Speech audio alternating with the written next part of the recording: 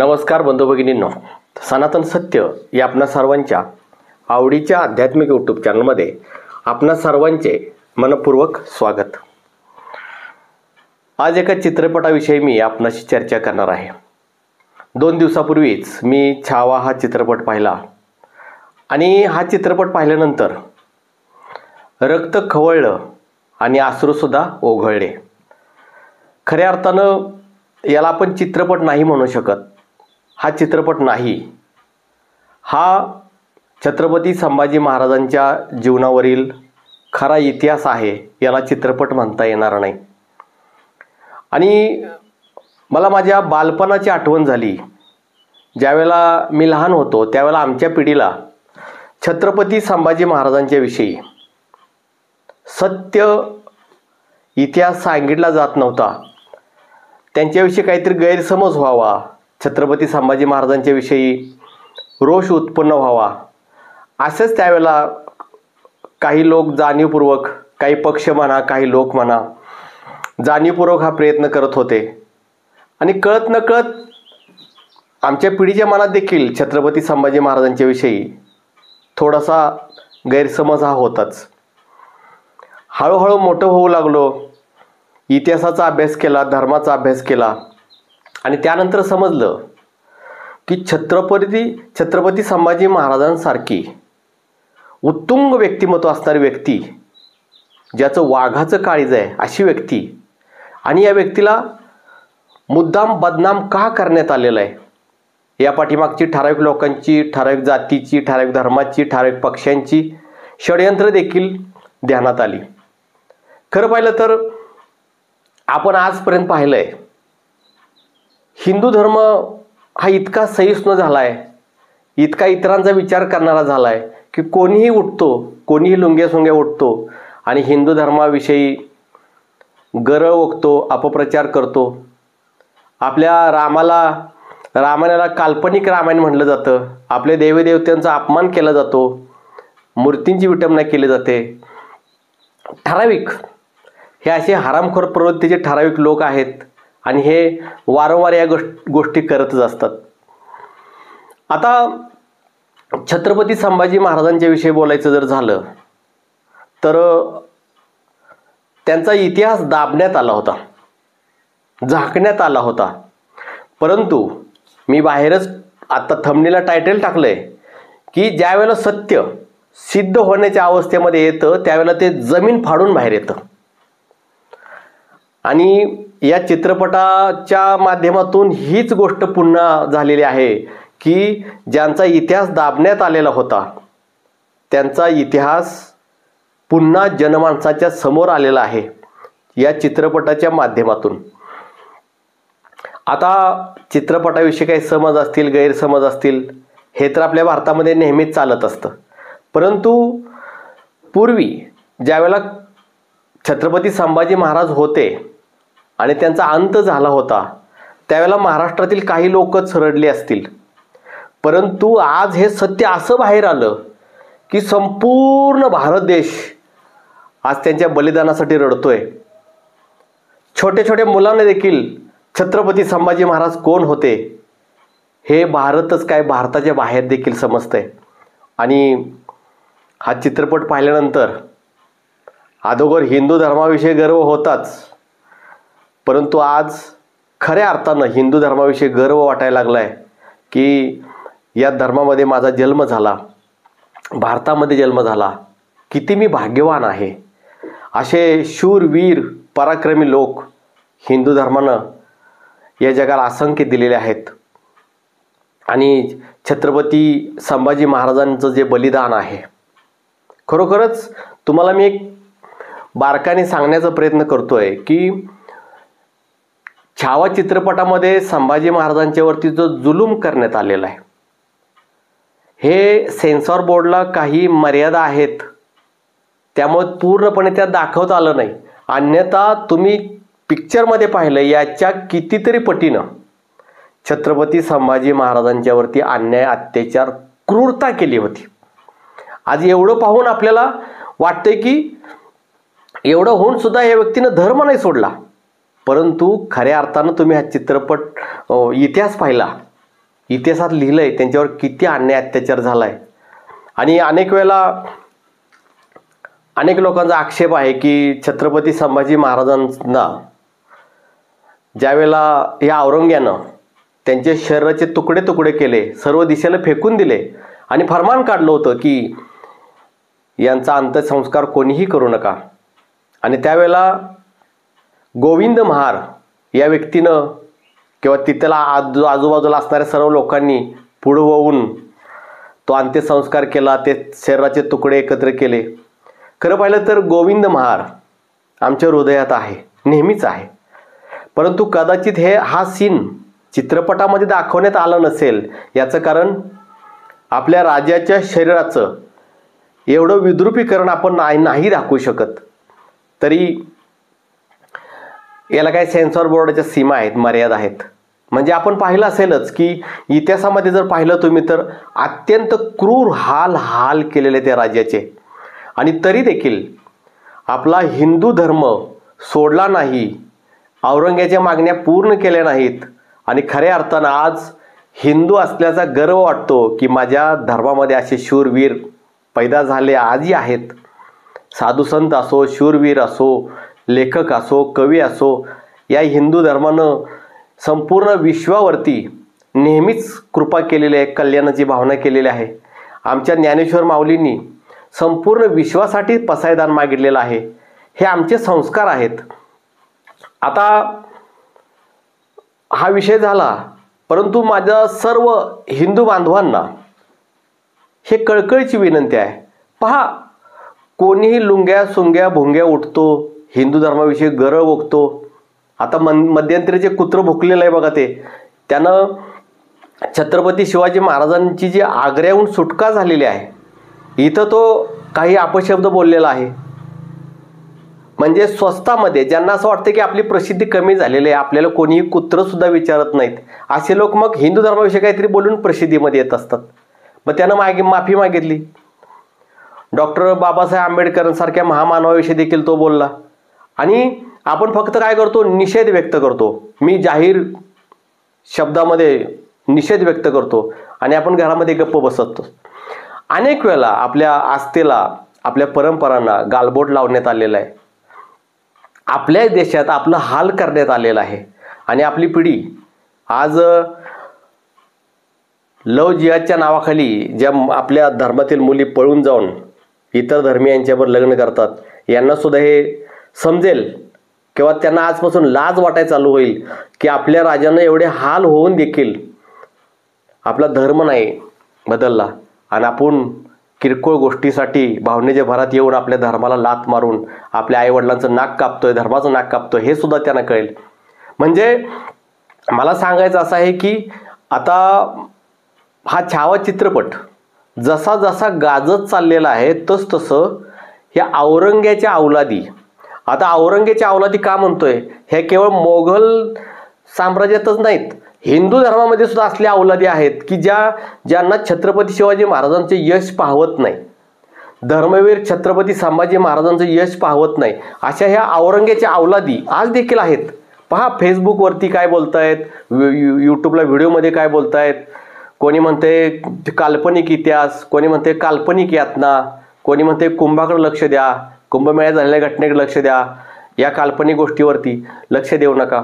असल्या हरामखोर लुंग्या सुंग्या भुंग्या लूतभऱ्या कुत्र्यांना आपल्याला त्यांची जागा दाखवली पाहिजे, हे लक्षात घ्या. आपण बोलत नाही, थोडा वेळ आपण राग व्यक्त करतो, सोडून देतो, परंतु ह्या असल्या कुत्र्यांना भर चौकात तुडवल्याशिवाय यांना त्यांची अवकात कळणार नाही. आपण प्रत्येक वेळेला गप्प बसतो.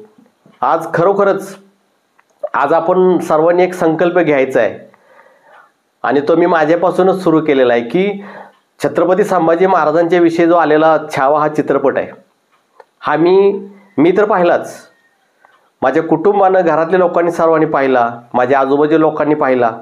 परंतु मी माझ्या ऐपतीप्रमाणे कमीत कमी 30 लोक कमीत कमी नाही, एकदम एक्झॅक्ट आकडा आहे तो, 30 लोकांना त्यांची पिक्चरची तिकीट काढण्याचे पैसे मी स्वतः दिले आणि 30 लोकांना हा चित्रपट दाखवण्याचं पुण्य मिळवलं.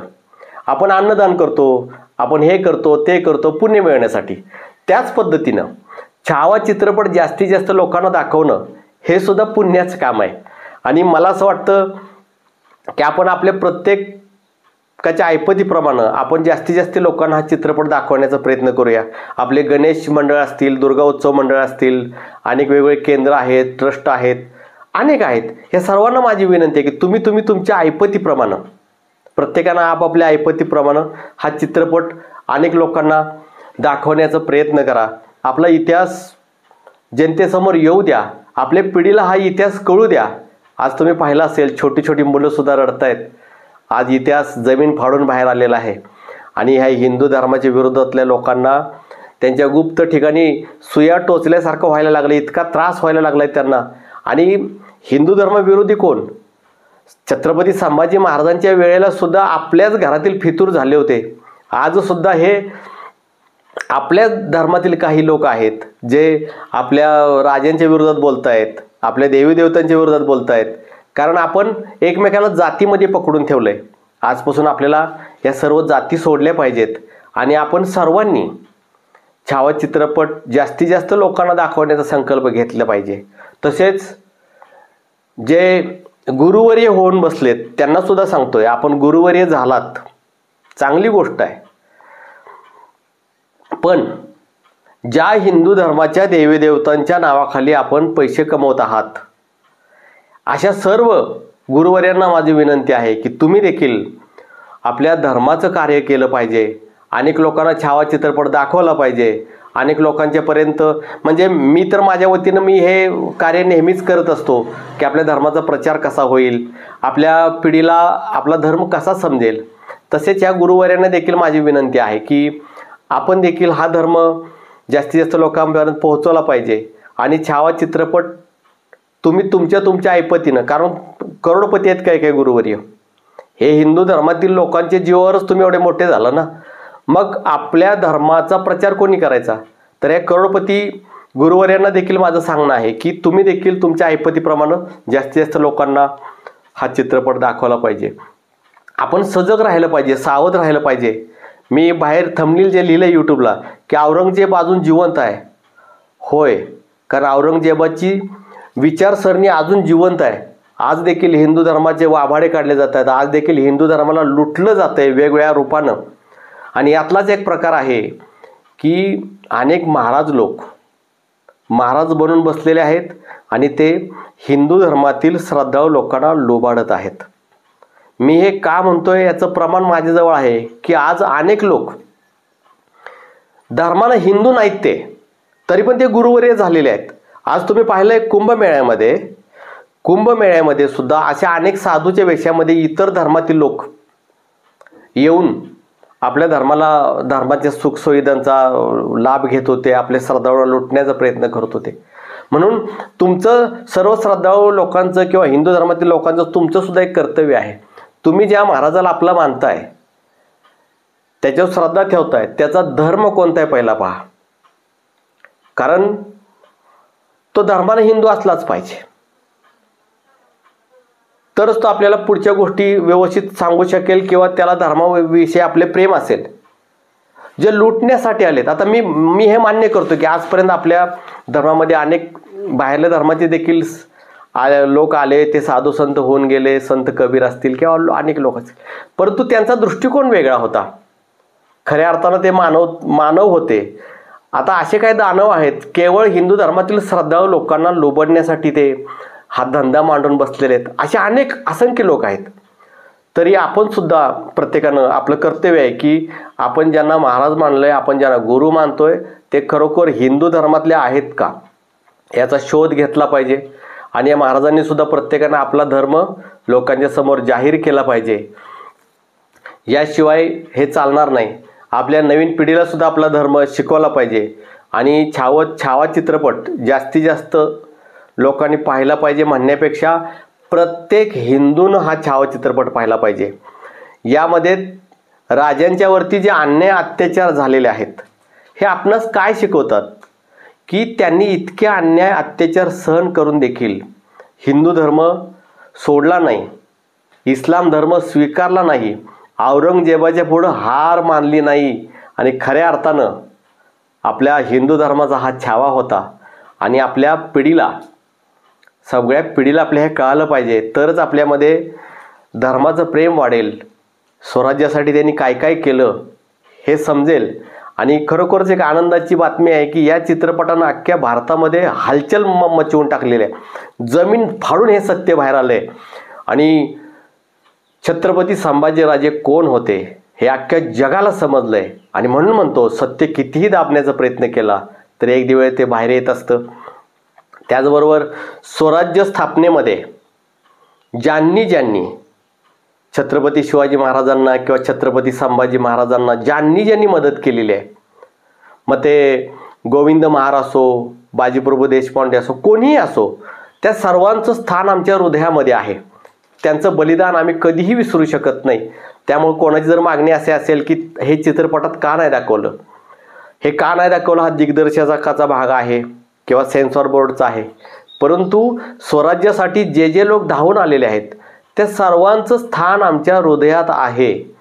त्यांना आमचा नेहमीच मानाचा मुजरा असतो. तर सर्व हिंदू बंधू भगिनींना माझी एक विनंती आहे, सावध व्हा, सतर्क व्हा. आणि आज ही वेळ आलेली आहे आपल्या धर्माचा झेंडा उंच फडकवण्याचा.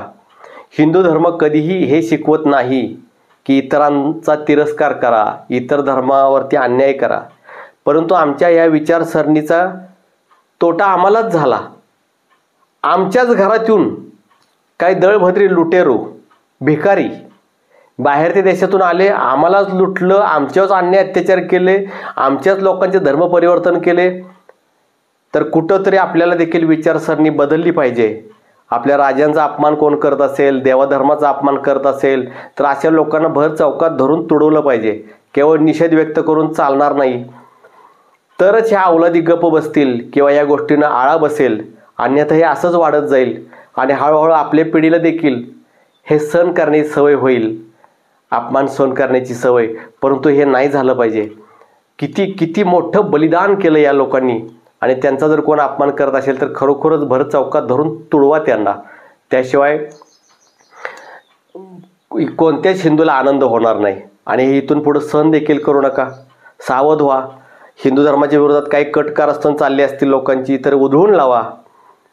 त्याचबरोबर तुम्ही ज्यांना महाराज म्हणताय ते नक्की कोणत्या धर्माचे आहेत हे नीट पहा.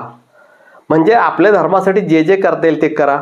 आणि माझी पुन्हा एकदा आपणास विनंती आहे की छावा हा चित्रपट तुम्ही पहाच, परंतु ज्यांनी पाहिला नाही त्यांना दाखवण्याची दैवी सेवा करा, धर्माची सेवा करा. स्वतःचे पैसे जाऊ द्या गेले तर, परंतु एकदा बघू द्या, हा इतिहास लोकांच्या समोर येऊ द्या. आणि पुन्हा एकदा छत्रपती शिवाजी महाराज आणि छत्रपती संभाजी महाराज यांना माझा मानाचा मुजरा. जय आदिशक्ती.